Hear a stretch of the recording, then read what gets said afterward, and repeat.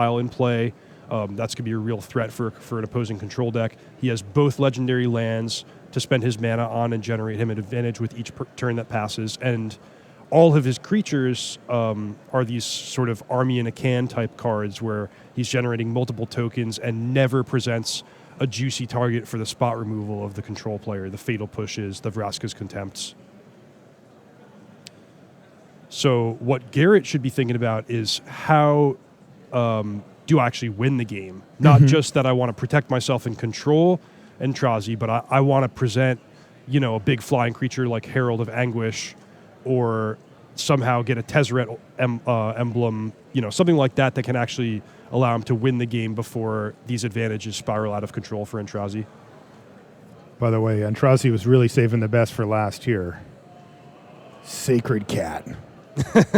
He finally got there. Yeah, Sacred Cat, just a nice addition to the deck, works well with start-finish, good roadblock against a Ramunap Red deck, and of course, later in the game, you can find it in your graveyard for a powerful effect after you've put Anointed Procession into play. Here's a Field of Ruin now for Garrett, so he can start to stem the bleeding here at least somewhat. Oh, that's fantastic, actually. Yeah. Field of Ruin, really, really great way to take care of the transformed legendary lands of Ixalan, so he can have his pick of getting rid of either that Adanto the First Fort or Azcanta the Sunken Ruin. And Field of Ruin's just even, right? Like, you're spending the mana for it, but as far as lands go, you lose one, they lose one, you both get one back.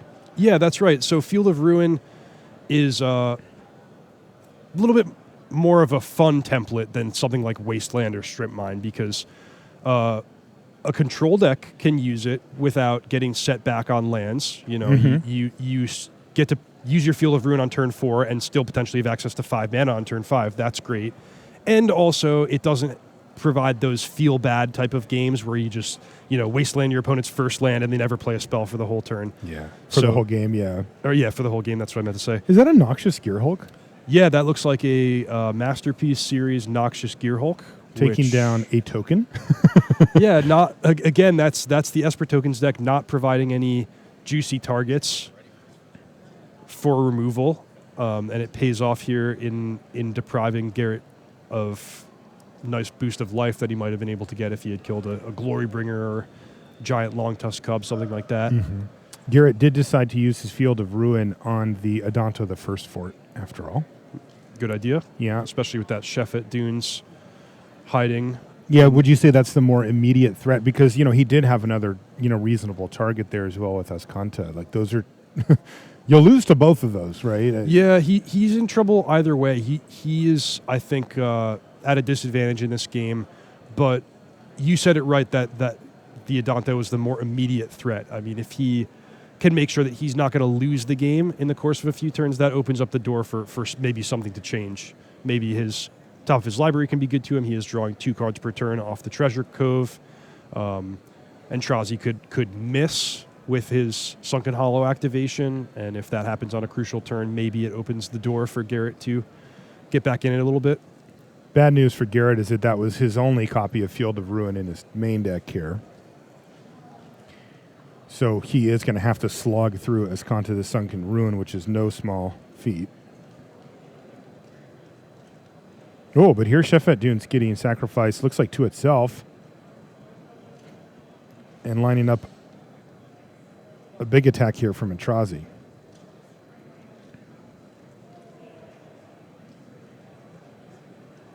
Looks like Garrett's going to block the Warrior token and take 10 down to 8. Aintrazi's going to gain a bunch of life as well.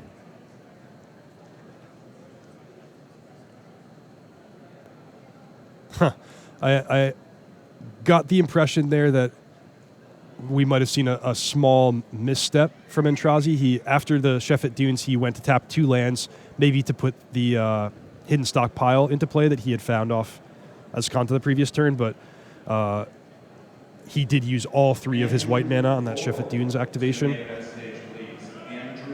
Vorel to the main event stage. Another nice thing about having Sheffet Dunes in your deck is a free trigger on your Revolt cards like Hidden Stockpile. Yep. So Garrett actually getting in with the Noxious Gear Hulk. If his plan was to attack Ali's life total, well, he decided to block the Vigilance Warrior token, which allows him to attack. But he could have also blocked a lifelink creature to get those vampires off the table. Yeah, he casts another copy of Noxious Gear Hulk, but he will be denied any life gain here, as Ali can simply sacrifice.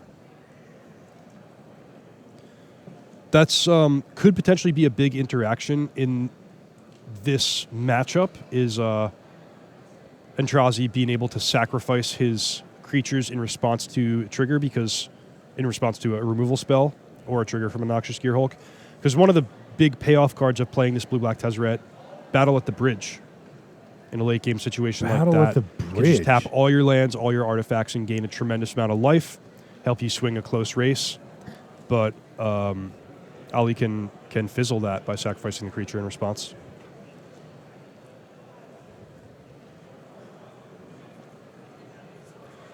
Either way, it looks like we have a race on our hands. Garrett has identified that he's not necessarily advantaged with the game going long, and he's trying to get aggressive with these two 5/4 menace creatures. Well, I like that he's doing that because it seems appropriate given the situation, but it doesn't look like it's going to work either. No, he's in a tough spot. He did get rid of the Adanto, so the stream of lifelink creatures from Aintrazi is gone, but there's still a lot of tokens on the battlefield. Second copy potentially of Hidden Stockpile is going to come down here, and it's just really hard for single creatures to fight through this endless stream of tokens.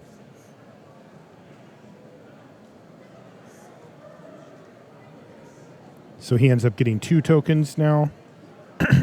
2 tokens at the end of the turn. With his Revolt, yeah. So this is, I just don't see how Garrett, without some type of a sweeper, is going to be able to, I mean, he can't even sit back and block at this point. Yeah, that's going to do it. That's Aintrazi winning game number 1 from Garrett Darley, who's made me look up about 5 cards that I completely forgot existed. Battle at the, I'm like, what? I remember first picking that or something. But A pair of very cool decks here. yeah, these are sweet. I like his deck a lot. And, you know, Improvise has never really seen its day in the sun as of yet. And it looks like Garrett's going to try to give it.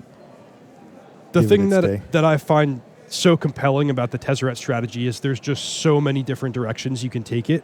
Some people have been playing more aggressive decks. There's a Grixis improvised deck with Maverick Thopterist that I've seen pop up on Magic Online a little bit. You can make it more controlling. How do you balance your configuration of early artifacts with your bigger payoff cards?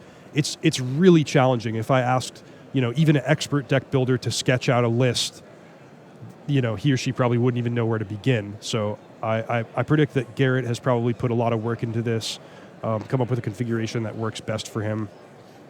And yeah, I have his deck list in front of me. Deck designer, me. Yeah. So Garrett definitely has put in a lot of effort, as you don't get a list like this, just throwing it together.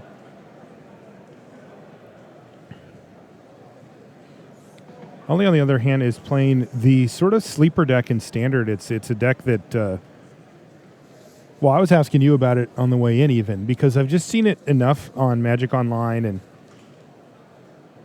heard people talk about it enough that, it felt like we might see a bit of it today, though it's hard to say with decks like that because sometimes people get excited and like to talk about decks that are cool, but when this decision comes down to, hey, what are you playing in the tournament? They're like, Teamer. They'll go back to the old standby. One thing about Aintrazi is he's never afraid to play a cool deck. That is true. All right, we got a live look in here. Nicolas Delvalle versus Raymond Perez Jr. The future pro himself. Looks like he's got a duress on the stack here. Taking a cast out and leaving, I couldn't quite catch it all, but a bunch of cards in hand for Nicolas. And this is another deck, by the way, Reed, that we saw 0 copies of. And I remember the chat was pretty surprised by that when we first showed the Standard rounds at Worlds, that nobody was on White-Blue Approach.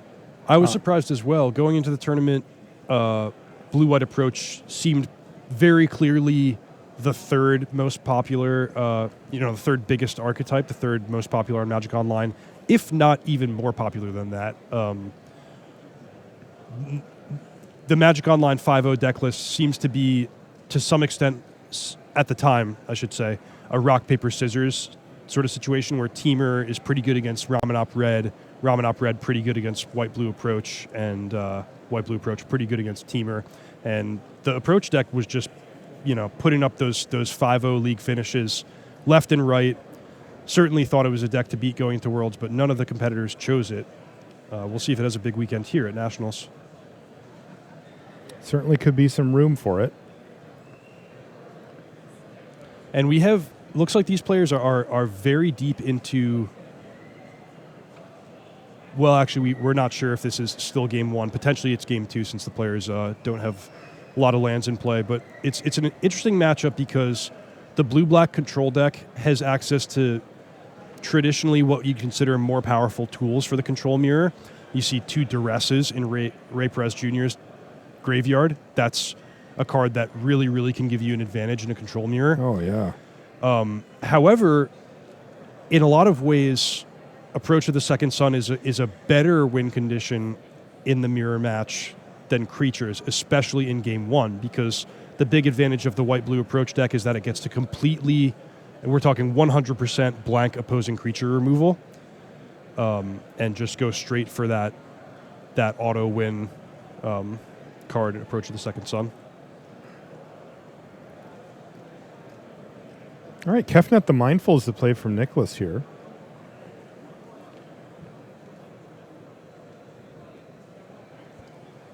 Another hallmark of the blue-white Approach deck is you'll almost always see the pilots turning to alternative win conditions out of the sideboard. That's to make sure they're not too vulnerable to Lost Legacy, naming Approach of the Second Sun. I see. Because you don't want to play a game where things are going well, you're making your land drops, you have loose control of the game, and then your opponent sort of just punks you out with a card like that. You want to come prepared with Kefnet or Torrential Gearhulk, something that can win you the game fair. It was and actually square. an interesting choice that Nicolas had a minute ago, Reed. When Ray was tapped down to just 1 land, Nicolas had the choice of playing Kefnet the Mindful or a Torrential Gearhulk with a Glimmer in the graveyard. And he thought about it for a good long while. We are in game 2 here, as you can see. By the way, we've got the Gifted Aetherborn on the battlefield. Main deck that one, as far as I know. But anyway, he decided to go for Kefnet rather than the Gearhulk. I kind of thought he would just windmill it. Yeah, it must be because he values keeping his mana untapped for Ray's turn. I mean, he has, I saw an Essence Scatter in his hand, so he doesn't want to let Ray resolve one of his really powerful creatures like his own Torrential Gearhulk or a Scarab God. But also, it does show that he's really putting a lot of value on that Kefnet. All right, well, let's head back to our main match. This one could go on for, forever. And they are underway here in Esper Tokens versus Blue-Black Tezzeret, and I want to see how this one shapes out.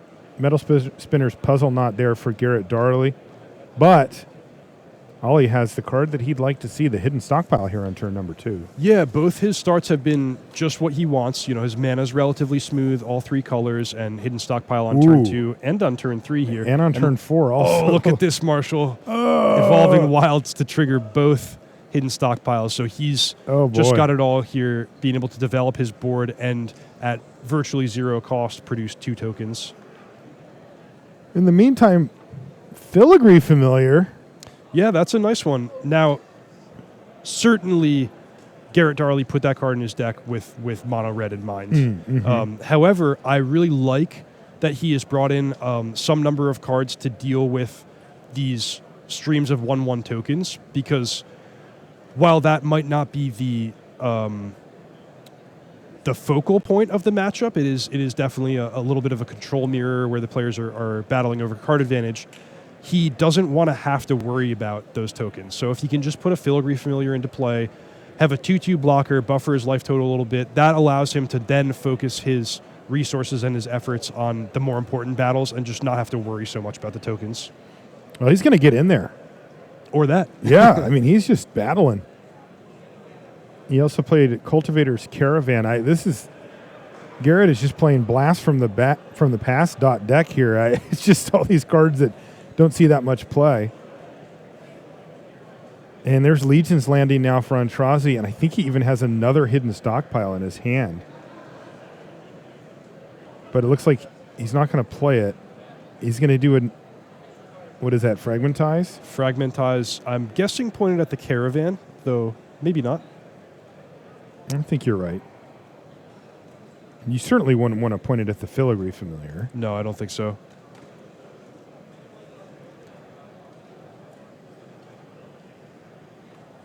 That does leave Aintrazi 1 extra mana, though, to sacrifice one of his tokens and get those stockpiles rolling. And boy, do they get out of control quickly, Reed. This is a real big problem here for Garrett Darley. Yeah, 1 hidden stockpile can be manageable, but 2, it's just every turn that passes, you feel the chokehold getting tighter and tighter from this Esper tokens deck. And it's really tough, too, because even if he finds a way to deal with the 1/1s, it's just, 1 Revolt activation away from getting that train rolling again. Oh, there we go, though. He does, actually. Yahenni's Expertise there from Darley is going to set back Ollie Aintrazi a bit. So he has a Filigree Familiar trigger on the stack, but he has to finish resolving the Yahenni's Expertise before he gets that trigger. Right, and he was just kind of going through and explaining that. It looks like... Did he draw his card? Okay. He did. Okay.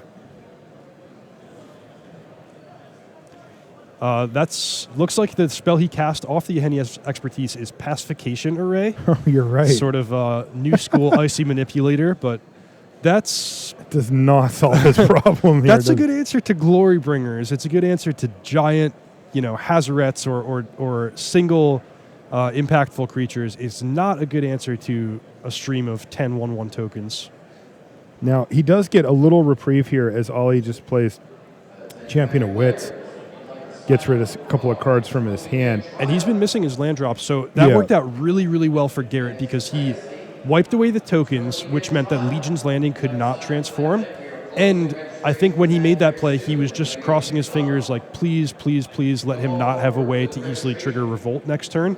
Because then, he got 1 turn of reprieve, but now the stream of tokens is rolling again. Yeah, so basically what happened there was Ollie once again played a copy of Champion of Wits. This time, though, Garrett had Metallic Rebuke for it, countered it, but immediately Ollie was like, Evolving Wilds? It's like, oh no. So Revolt is enabled once again, and there's the 2 tokens, and now Ollie can just start building out an extra token every turn and scrying and doing all the nonsense. Another Filigree Familiar here for Garrett Darley. Passes the turn back to Ollie. If you're just joining us, we're watching U.S. Nationals here from Richmond, Virginia. We're happy to have you along. I'm Marshall Sutcliffe in the booth with Reed Duke. We've got Maria Bartholdi and Jacob Van Lunen as the other commentator pair. They'll be with you shortly. We're playing Standard here, and we'll be doing a little booster draft later on today as well. So if you're a big Limited fan, hang in there. We'll be drafting in a little while. 4 rounds of Standard today. Critical turn here, though, as Ollie Aintrazi has transformed in his Legion's Landing into Adonto the First Fort, and now all of a sudden Garrett Darley, while again he had a little bit of a break, it's just he's going to get buried. Marshall, one of the subtleties that makes those cards that transform into lands so powerful is that they actually can ramp your mana. In this case, it's not that Aintrazi's getting to 5 mana ahead of schedule, but he was really stuck on his land drops, and he gets to transform into Adonto the First Fort, really powerful card that can give you an advantage in the long game, but in the more immediate short run, he's just going to use it for mana. It's going to let him help him play out his hand. It was hard to see that at first. I remember when I first looked at these lands, I was like, yeah, whatever adds white mana. But, I really cared more about the activated ability. But that land, especially, we also saw Search for Escanta earlier. These control decks getting an extra blue mana is a big deal. It's a really big deal. Ooh, Anointed Procession for Ollie Aintrazi here, Reed. This is where things get out of control. Yeah, this is where the fun really begins. Also, I don't know if you caught that, but last turn, Ollie played Duress on Garrett, and he took Fatal Push. That's not good news for Garrett Darley. Fatal Push does almost nothing here anyway, and that's the card he decided to take. So Ollie's really not worried about anything in Garrett's hand, and this thing is going to end very quickly. This is going to be Ollie Aintrazi's game from this point on. Now he had a creature die, that's Revolt again, and there's Anointed Procession, which is going to conspire with these hidden stockpiles, apparently. Jeez. He's had that since the early part of the game. And we're going to see Ollie just go off. Look at this. That's just one turn worth of him, Reed.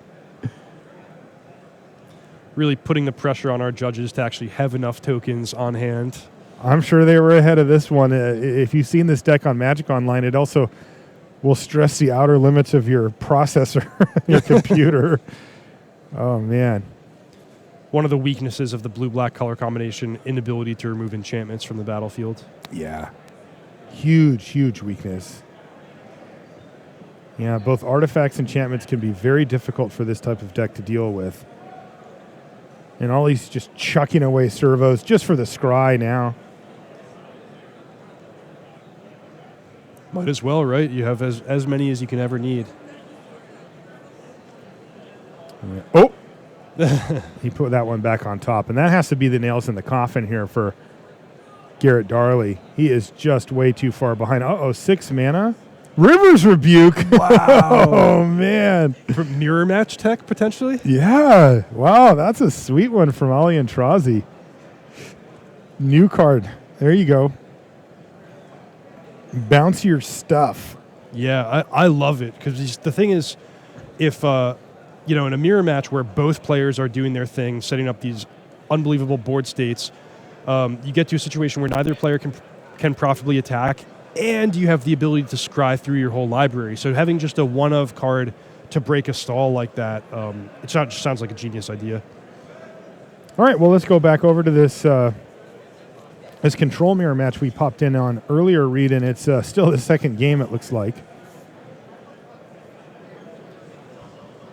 So I had I guess to the fact that white-blue approach is a very, very strong game one deck, having, forcing the opponent to have so many blank cards by not playing any creatures, and a win condition that really circumvents what a lot of the other decks in the format are fighting over in the first game.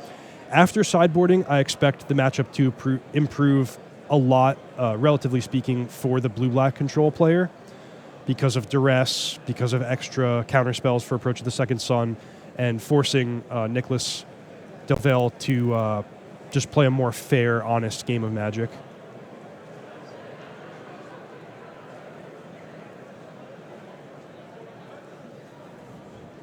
Well, it looks like Nicolas has really been able to leverage this Kefnet the Mindful to a huge advantage,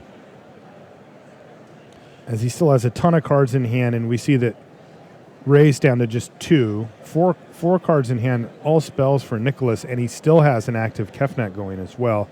This is big, though. This is Essence Scatter targeting the Gear Hulk. Yeah, and something that's cool about that is Ray anticipated that, left Essence Scatter in his deck despite Nicolas having 0 creatures in his main deck. Oh, so yeah, nice. Pretty good forethought on Ray's part there. By the way, that was also a fight over Gonti, Lord of Luxury.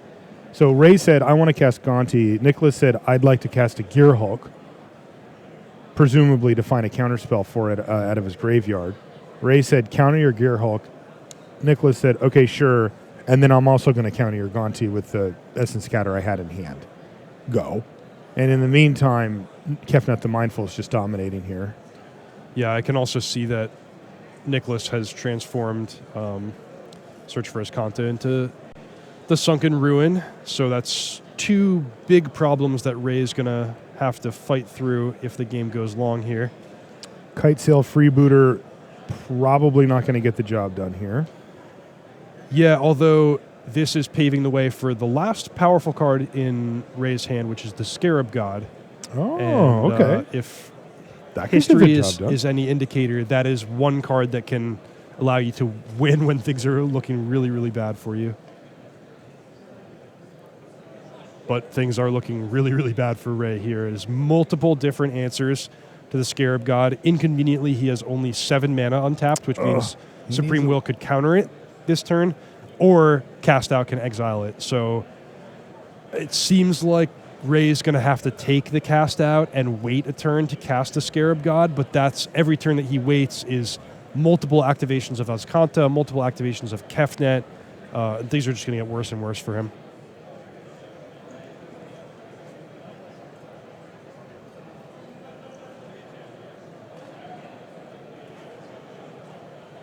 where he's trying to decide still. He may be anticipating.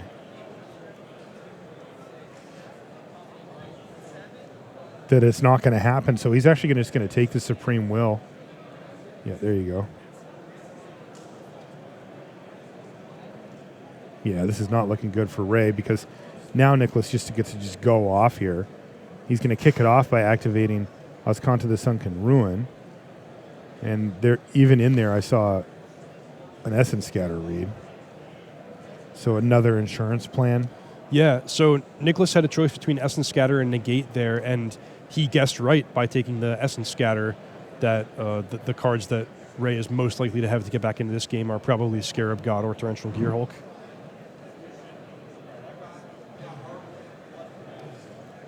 On screen, we see Azcanta the Sunken Ruin, potentially the best or most impactful card from Ixalan so far. Definitely. Early in the standard season. Yeah, that card has been awesome so far. I know a lot of the players at Worlds were really high on it coming in. What did you think about it going into Worlds? You ultimately didn't play it. No, but I had worked a lot on Blue-Black Control. It was a deck that I really, really liked early in testing, and when Azcanta was previewed, Search for Azcanta was previewed, I was like, oh, this card's pretty cool. I'll put one in my deck. And then every time I drew it, I was like, wow, this card's really good. Maybe I should play more. So I had gotten to the point where I was, I think, going to play 2. If I had played as much as Josh Utter-Layton, Sam Black, Jerry Thompson had played, potentially I would have gotten to the same third conclusion as them, that it's really just a hallmark card that you want to build your deck around. But hadn't quite gotten that far in my work on Blue-Black Control. Well, in the meantime, Ray has initiated a race here. Doesn't look good for him. Ray He's actually, chipping in there for 1 point of damage. he seems to have a little bit of a different take on Blue-Black Control. It's more creature-based, using these Kitesail freebooters and Chart the Course as one of his cheap ways to get ahead on resources. That's interesting. In the main deck, 4 Kitesail freebooter, 4 Gifted Aetherborn. So both cards that can, both cheap creatures that give him extra tools in one or another of the important matchups in Standard. Of course, Gifted Aetherborn going to be one of your best cards against Ramunap Red. You can see the problem with picking a fight with Kefnet, though. Kefnet is now online and bashing. That's 10 damage over the last 2 turns. And it ain't getting any better. This one looks like it's slipping away from Ray pretty fiercely as Nicolas looks to close out the match here with white-blue approach, which, by the way, he also happens to have in his hand, but isn't even bothering. Though this was a very nice turn for Ray. It seemed he drew Chart the Course for his turn, and it found him a land and a Glimmer of Genius. The Glimmer is going to get countered, but at least that's one less counterspell he has to fight through if he does want to resolve the Scarab God.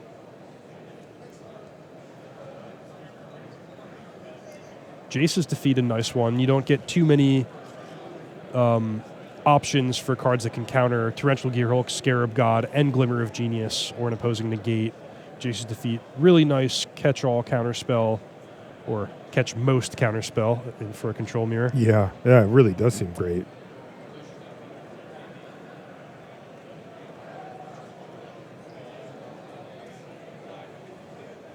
Probably a card that went up in value now that Blue-Black Control is going to be a popular choice among control players. If it was all blue-white approach mirrors, I think you'd want all your counterspells to counter Approach of the Second Sun. Mm-hmm. Yep.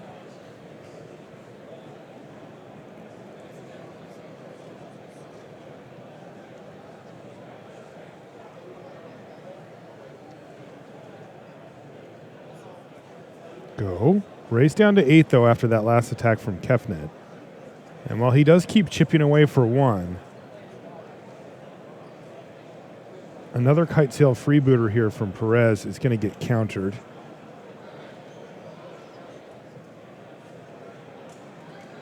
And he just has no choice other than to slam the Scarab God, which is, well, also going to get countered. That's a lot of Essence Scatters. No on kidding. Nicolas' side.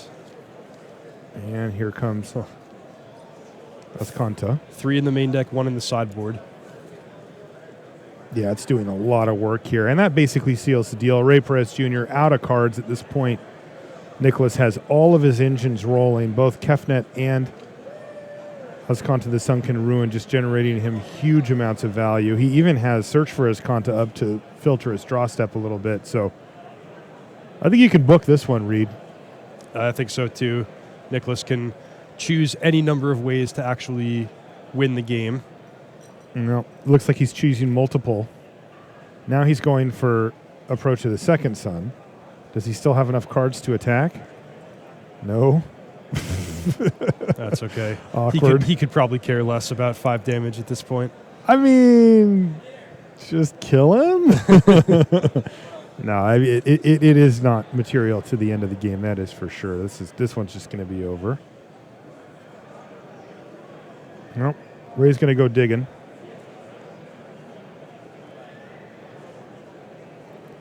Try to find himself another copy of the Scarab God and see if he can't resolve it.